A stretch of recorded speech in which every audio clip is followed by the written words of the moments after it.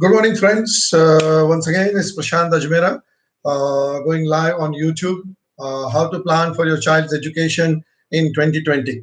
So today we're going to talk about the if you are planning for an education, and that is particularly after the 4 years of university degree. That means in India you have completed the Bachelor of Engineering 4 years, or Bachelor of Physiotherapy, Bachelors in Pharmacy. So those kind of 4 years programs, if you have done it, and if you are going for a higher study, then it would be an ideal way to make a planning for your higher educations. So how do we look at it, the 4 years educations? Most of the students are making a mistakes of going for a higher studies. They do it only after passing their educations or after doing their 4 years of study. In most of the countries, the admission process starts 1 year before, or almost 9 months before the year starts. So if you are going for a September of 2020, the admission process has started last year in October or November, and it goes on till the February or March of the next year of this year. That means 2020. So the students who are preparing for a higher studies, particularly at the universities for this year, in September 2020, they are running late. Many of you will come and tell me that, sir, we can go to an agent and there is a now January intake is there and then there is a May intake is there. Please remember that when you are doing the January intake and even the May intake, these are at the college. They are not the university. Have you ever heard that you can do admission into a Gujarat universities or MS universities or Delhi universities at any time of the year? It's always in the month of June and July. So all the good universities in foreign countries are starting in September only. So that's the first thing you have to keep it in mind. The second thing is about the IELTS test. How do you do the IELTS test and where do you do it? Most of the agent and consultants gives you a free training in IELTS. In my understanding, these are not a good place to study IELTS. If you really wish to study IELTS, you should go to an education institute where they are teaching only languages and this preparing for this kind of a test, and they are not doing the student visa services. So you have to go and ask them or call them and say, sir, do you provide a preparation for an IELTS? Yes. Do you do student visa? Yes. As soon as they say they do student visa, you put down the phone, you do not go to them. So you should go to only education institute where there is only teaching the languages and not anything else. So that's the second point to prepare. The first one I mentioned to you is that you should start preparing 1 year in advance. Second one is where to learn for an IELTS or TOEFL or any preparatory exams. It should be done 1 year in advance as well. Once you do that one, you should start preparing for your applying for your admission, which would be in October or November. But remember few things. Most of the students and parents are going for a PGDBM, post graduation diploma, because they are being convinced by an agent and they have been told that the post graduation diploma is very expensive. I mean, it's cheaper than the master's program in a university. So you should go to a colleges. That's the biggest mistake you are making. You should not go to colleges, community colleges, because these colleges, community colleges, are not providing the master's program. Actually, in fact, these colleges are giving the education after the 10th standard on 12th standard. So you are finish your bachelor's degree and now you are going to a foreign country to study something which is admission requirement is only 12 standards. So why you are going to a study after finishing a bachelor's and then doing the diploma? Does it make sense? I don't think that it makes sense at all. But people are just crazy about going abroad and they just want to go, so they are ready to do anything. But in my view, after doing a 4 years of bachelor's, if you are going for this kind of a college program, you are basically ruining your life. You are not doing anything good, but just ruining your life. That kind of a scenario should be taken into consideration only and only when you don't have any other choice. So, what are the other choices available for study abroad when you have finished 4 years of bachelor's degree? First of all, if you are good in English, there is a possibility that you can get a direct immigration for Canada or into Australia, New Zealand, or such other countries where you can basically get a direct immigration. So, if you get your immigration, then and if after that if you do a master's program in that country, your fees would be reduced by 70 to 80%. Ultimately, if you want to obtain an immigration in that country, this is what you need to do. That what you need to do is basically obtain an immigration. Now you want to go and study abroad and then settle abroad, then what you should do, particularly in Canada, in Australia, in New Zealand, find out first of all that which are the university, whether it's a good university or a bad university, A grade, B grade, C grade, doesn't matter. Particularly in Canada, there are a number of universities are there in Ontario, in British Columbia, in different provinces, whereby with using this university, means getting an admission into this university, you can get a direct immigration. Do you know that in Ontario there are about 19 universities are there, and there is a special program available in state of Ontario, in Canada, whereby if you just finished a master's degree at one of these universities, you get a direct and automatic immigration.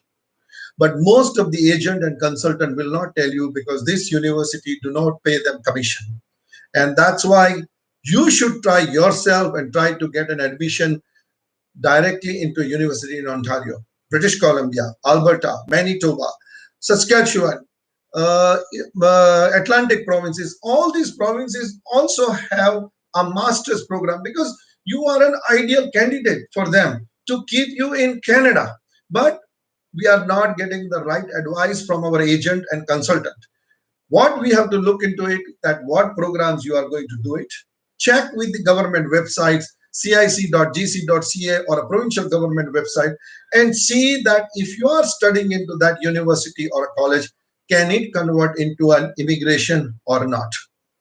If it can convert into an immigration, then take an admission. Don't take a random admission into any college or any university, particularly any university. Make sure that your path for immigration is open for you, and then only you take an admission into that one. If you look at the provincial government immigration website, it's this list of colleges is given there. You don't need an agent or a consultant to tell you that which college we should go to. It is there on the government website, cic.gc.ca. You click on immigrations, and after the immigrations, you go to the link for the provincial government. And when you go to this link of a provincial government, that will give you that if you are applying for the master's degree, which college, universities you should study, so it can convert into an immigration. Because they see you as an ideal candidate. You have a bachelor's degree from your home country. Now you are coming to in Canada and trying to do a master's program at one of the recognized and top universities, and particularly in those courses and those programs where they have a shortage. So you are a master's degree holder, you are doing an education of a kind which is a shortage in Canada. You are an ideal candidate to obtain your immigration. Similarly for Australia, similarly for New Zealand. But without this planning, what we are doing is just getting an admission, get us out of India as soon as possible. You can imagine that when you go out of your house, without planning to go to a Mumbai, when will you reach Mumbai? It can take a days and a months, and it can take years. But if you have planned your travel to go to Mumbai, either you have booked a bus ticket or a train ticket or a plane or your charter plane, then you know that within what period of time you will be reaching Mumbai. Similarly, for your education study abroad, for all the parents and all the children, do your planning well in advance. Don't be in a hurry to get out of India. If you are in a hurry to get out of India, it will create a problem for you. Subsequently, you will reach Canada, Australia, New Zealand, whichever the country is, and then it will take a longer period of time to get your immigration. So that's the one of the advice you have to look into it. One of the questions which I received also by email and also by on this chat as well. So I'm going to answer these questions right now. Study in USA. Should we study in USA or how do we go to USA? Well, if you are just desperate to go and study in USA, go for it. You don't need my advice. But if you think that, okay, we want to go in a systematic way, we want to settle in, study in USA, and we want to obtain the immigration of USA, then listen to this one carefully. Please listen to this one carefully. When you go and study in America, you are going on an F1 visa. After the F1 visa, that one is converted into H1 visa. Or you can, before that, you can take an OPT, optional practical training. Then it is converted into an H1 and H1 converts into green card and green card to a citizenship. So this is the normal process going on since last 30, 40, 50 years in America to settle in America. Now, when you apply for your OPT, there is no quota, so immediately you're going to get it. When you apply for an H1 visa, we all know that there is a quota. And with this quotas, you have to find a company who is ready to sponsor you, which is also good. But now what happens of getting a green card from the H1 visa? And that's the real questions with all the parents and children should take into consideration. The reason being that since last 31 years, the US government has created a quota for the students to convert into a green card. And that one is known as an EB1, EB2, and EB3 visa category. So under these three categories, there is a quota of 120,000 green card quota is there. Now, in 1988, when this program started, there were only probably 150,000 or 2 lakh students were waiting. So they were getting an immigration within, or a green card of USA within 2 to 3 years. And life was very good and they are settled and everything. Now, just give you an example of a person who has gone to America to study in 2002. He has studied for 2 years in our master's program, right? And after studying for 2 years in a master's program, imagine that that student has got now H1 visa for 6 years. So 2002 to 2004, 2004 to 2010. Now, after the 2010, imagine now that he has got a company to sponsor him his green card, which is very good. Now that green card application is also submitted in 2010 or 11 and is been now approved. And we are very happy, oh, my green card petition is approved. But remember, I told you before that there is a quota for the American green card to obtain. Now this quota remains the same. And the number of students waiting in a line in America is increasing. As per the April 2020, this quota is same, 120,000, but the number of students has increased to almost 1 million. That means it's going to take anything between 15 to 20 years, might be 25 years to get a green card. And that's why many of you have seen or many of you have heard about the EB5 visa by an investment for a very simple reason that the quota was not used and people were applying under the investor visa. So if you are parents or children thinking of studying into USA and wish to settle there, this is a number one country. I don't have to argue. We don't have to argue about that one. But does it really convert into green card? If you go and look at the government website, the US government website, this person who has submitted his green card applications in 2009 is still not got his green card. So he has gone for a study in 2002, as we started talking about. He submitted his green card application in 2009. Still, he hasn't got his green card. So after 18 years, this person in America is still waiting for his green card. So for you, it's up to you to decide that how many years you're going to wait for your green card in America. Lifetime? Okay, go for it. It's your life and you can make a decision about it.